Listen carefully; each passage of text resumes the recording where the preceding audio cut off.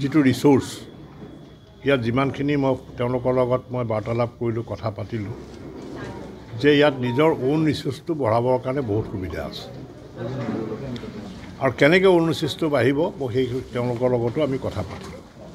আৰু মই আশা ৰাখিছোঁ যে পৰৱৰ্তী দিনত যিবিলাক বৰ্ডৰ মিটিং হ'ব, যদি সময় উলিয়াব পৰা যায় তেতিয়াহ'লে মোকো যদি নিমন্ত্ৰণ কৰিব, মই 2-এখন বৰ্ড মিটিঙত আহি পেলাই তেওঁলোকৰ লগত বহি ইয়াত ওন ৰিচোৰ্চটো কেনেকৈ বঢ়াব পৰা যায়, নিজৰ ৰিচোৰ্চটো কেনেকৈ বঢ়াব পৰা যায় সেইটো বাবদ আমি ব্যৱস্থা ল'ব লাগিব। ইয়াত বহুত সুবিধা আছে, বহুত ইয়াত প্ৰপাৰ্টি আছে, খুব ভাল প্ৰপাৰ্টি আছে, প্ৰাইম লোকেশ্যনত প্ৰপাৰ্টি আছে।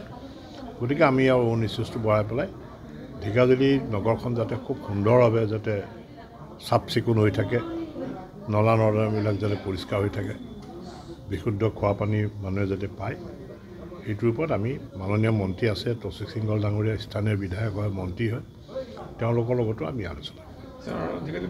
ঢেকিয়াজুলি পৌৰসভাৰ প্ৰধান সদস্য হিচাপে আজি সাংসদ হিচাপে মই শপত গ্ৰহণ ল'লোঁ।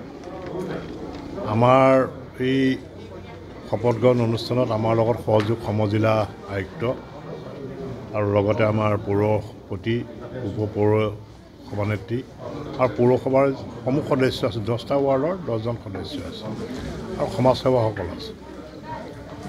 ঢেকিয়াজুলি পৌৰসভাখন বহুত পুৰণি পৌৰসভা। এইটো মই ঘোষণা কৰিছোঁ যে ইয়াত যিটো ডেড বডি ভেন, যিটো স্বৰ্গৰত বুলি কোৱা যায়, ইয়াৰ বৰ্ডৰ মানুহ যিসকল সদস্য তেওঁলোকে এইটো মোক জনাইছিলে মৌখিকভাৱে, আৰু সেইবাবে মই যিটো মোৰ 2024-25 বৰ্ষৰ যিটো সাংসদ পুঁজি, সেই সাংসদ পুঁজিৰ পৰা মই এখন ডেড বডি ভেন ঢেকিয়াজুলি পৌৰসভা, ঢেকিয়াজুলি সমষ্টিৰ ৰাইজৰ কাৰণে মই উৎসৰ্গা কৰিম।